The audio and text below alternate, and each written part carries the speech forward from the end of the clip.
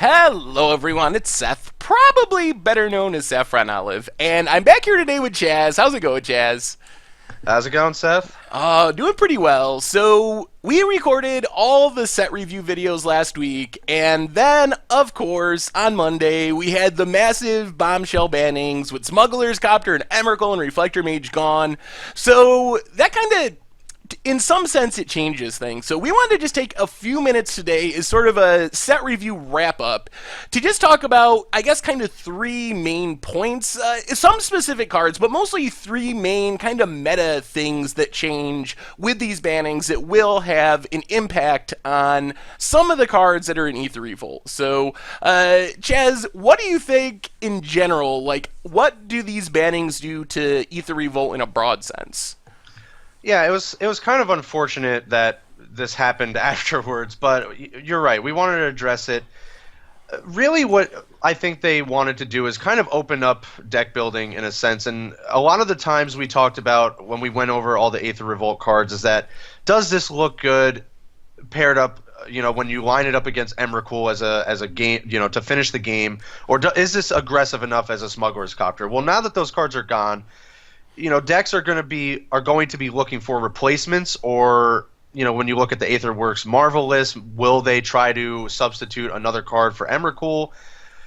But in general, these are the points that you kind of brought up that we wanted to talk about. So when looking at replacing Smuggler's Copter, I don't think you can really replace Smuggler's Copter. So the next best thing is you're going to look for low-costed, very aggressive vehicles. And what do we really have left? Well, that's Heart of Kiran, and we talked about this in the video. That Heart of Kiran was already pretty good. I mean, it does have two different crew abilities, and it still works with a few of the undercosted creatures like Scrapkeep Scroungers. So when you look at Heart of Kiran, that kind of just looks like a good curve for the vehicles list if they are going to be still around in some capacity. So you could play a Toolcraft Exemplar, you're still able to crew the Heart of Kiran, or you can play a Scrapheap Scrounger, and that seems pretty good. You're still getting 4 power. And then we look at Aethersphere Harvester, and which I deem the Copter Stopter. Well, does it look better now that it doesn't stop Copter because Copter's gone? Well, I still do think its stock does increase because it's a fairly aggressive crew cost. It still stops Heart of Kiran because it's a 3/5. So those are kind of two really good replacements that you still may see going forward in deck building that you may not have because Smuggler's Copter was just so good. Yeah, I agree. I think the other cheap vehicles do get better. And I should say right off the bat, there is no replacement for Smuggler's Copter. Like, Smuggler's Copter was so pushed. If you look at Aethersphere Harvester and you look at Heart of Kiran, they're much fairer cards. Heart of Kiran because it has crew 3, so you can't 3-bin Inspector or Bomb-at Courier it up.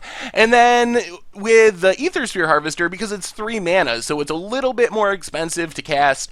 But if you're still going to be playing vehicles and you care about artifact synergies, like one of the reasons that Smuggler's Copter was good is it pumped up Inventor's Apprentice, it pumped up Toolcraft Exemplar, and those are still really powerful 1-drops. So if you're still looking for a vehicle that can do some powerful stuff in the air and pump up your 1-drops, those enter the conversation now. Like before, maybe they had a chance alongside Smuggler's Copters, like Smuggler Copter 5, 6, 7, something like that. But now there's a chance that one of these shows up as like the premier vehicle in those decks. Not as good as Copter, but at least in the conversation now. When before, and we're going to talk about this multiple times as we go through this video, but if you weren't playing Smuggler's Copter in that slot, you were just doing it wrong. There was no comparison, so... Absolutely. And those are just the vehicles. So we move on. Kauri Zev, and it just did not look great when it's a 1/3 with First Strike and Menace, and it does make the Legendary Monkey. But again, these cards now look a little bit better without Smuggler's Copters sitting around and just able to block so profitably. Kauri Zev, we kind of missed the point that it does give you a really good Revolt trigger for free. You do have to kind of branch out to other colors because there's not many good, if any, good Revolt enablers in red.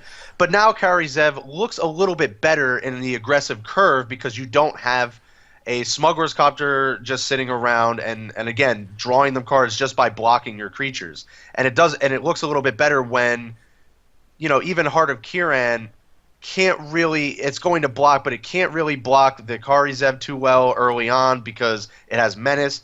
And while it will kill the legendary, the Ragavan, they don't draw a card for it, right? So at least it's a little more fair. And I think that's the perfect word for this set, is that these are more fair now. So it kind of increases the stock of not just low-costed vehicles, but low-costed aggressive creatures as well.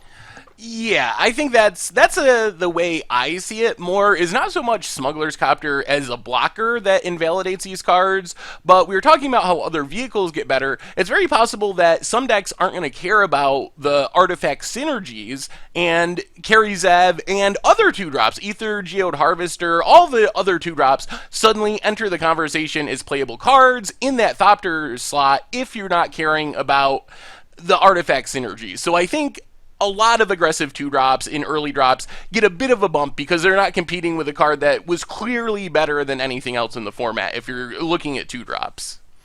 Right, so that's just more of a broad sense. So you have the low-costed vehicles and just low-costed, the 2-drops, the very aggressive cards that were just completely outclassed.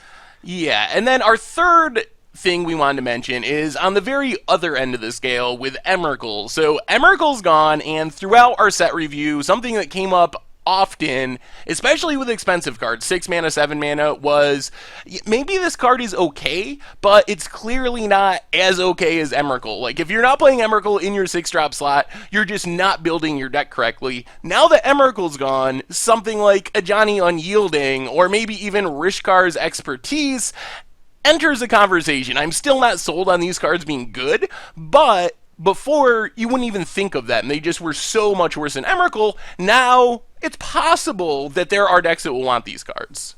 Yeah, absolutely. It looks great even with powering out Ajani Unyielding and Rishkar's Expertise early on through, via ramp, like even through Rishkar or Oath of Ajani. You can still get these cards out relatively quickly, but it still just did not look good when your opponent is casting an Emrakul on turn 4, which completely outclasses these cards. So again, Ajani Unyielding, you look back through the abilities, and it starts to become a little bit better now that you don't realize that you have to Path to Exile a 13/13.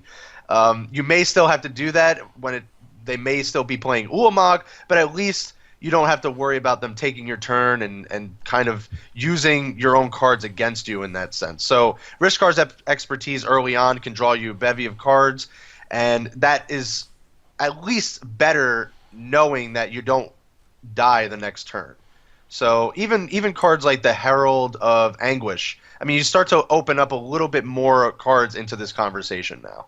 Yeah, and this one goes beyond Aether Revolt even, and in Standard in general, if you look at cards that cost 6+ mana, even back to like Sorin Grim Nemesis, cards like that, anything that's 6+ mana, all of a sudden decks are going to be potentially looking for a finisher, when before it was always right to play Emrakul. Now all these cards enter the conversation. Depending on your colors, depending on your build, they could actually see play now, which is exciting. And that's the best thing about all these bannings for Standard, is it really does diversify the metagame. Before, we had one right choice for an early game vehicle in Smuggler's Copter. We had one right choice for the late game finisher. Now we have a whole bunch of cards that may or may not be the right choice, but at least we're making these decisions, and depending on the deck you're playing, we're going to play more cards, and more cards in general will be in the Standard format. So all around, that's the best part of these bannings, I think. And then the last thing we wanted to mention today was the fact that both of these bannings, but especially Emrakul with its game-ending effect, kind of slows the game down a little bit. So we talked about the Metallic Mimic combo, like Thopter Sword, make a bunch of 2/2 servo tokens by adding and removing counters with animation module. Something like that becomes potentially a slightly more legitimate game plan, because one of the things that was holding it back is, like, you're making these 2/2s, and then all of a sudden your Emrakul, or your opponent just Emrakuls you on turn 4, and your game plan just doesn't look very good without that game-ending play on turn 4, turn 5, turn 6. Grindy, value-y combos might get a little bit better. Yeah, absolutely. Can Metallic Mimic the combo still be disrupted? Yes, but it just at least looks a little bit better when you can stall the game out. You can play a little bit of a longer game, and like said, you said that this kind of grindy mid range strategy that could actually work now that you're not so worried about them just ending the game as quickly as they can. Will Aetherworks Marvel still be looking to do that? Yes. Are there still some good targets out there for Aetherworks Marvel? Yes. So you can still expect that, but you don't have to worry about, again, just the game ending on the spot. Like, you can recover a little bit better from an Ulamog from Battle from Zendikar than you can from them just taking over your turn and just completely, again, just taking you out of the game. So that's just the kind of a wrap up here. Even you can look at other combos as well that just aren't as disrupted so easily when your opponent is taking the turn for you. You can kind of come back a little bit better from all of the end game creatures that are still in the pool now that Emrakul's gone. Yeah, definitely. So anyway, that's kind of just a little wrap up. There was a lot of questions in the set review things because we reference Copter and Emrakul so often. So we wanted to address these things. On the way out the door, I did want to say I really don't think that these bannings change our specific card evaluations that much. A lot of the cards we talked about and didn't like are still just as unplayable as before. A lot of the cards we did like, if anything, are maybe even slightly better because they're not competing with two of the most powerful options in Standard. So I don't think it changes most of the specific card evaluations and our thoughts on those cards. They still go in the same decks, they still go in the same combos, they still have the same purposes. But we did want to address it from a broad sense and kind of mention how some of our meta evaluations do change a little bit with the banning. So, Chaz, any last thoughts on the way out the door? No, I think that's about it. Yeah, we got a lot of replies, and thank you for the feedback. We did record all of these videos before the banning, so it was just kind of unfortunate that that happened. But again, we wanted to take the time to address a lot of your questions, and hopefully this video helps. Sweet. Well, thank you everyone for watching. Thanks for joining me one more time, Chaz, to kind of wrap up our set reviews, and we will talk to you soon. Yep, take care, everyone.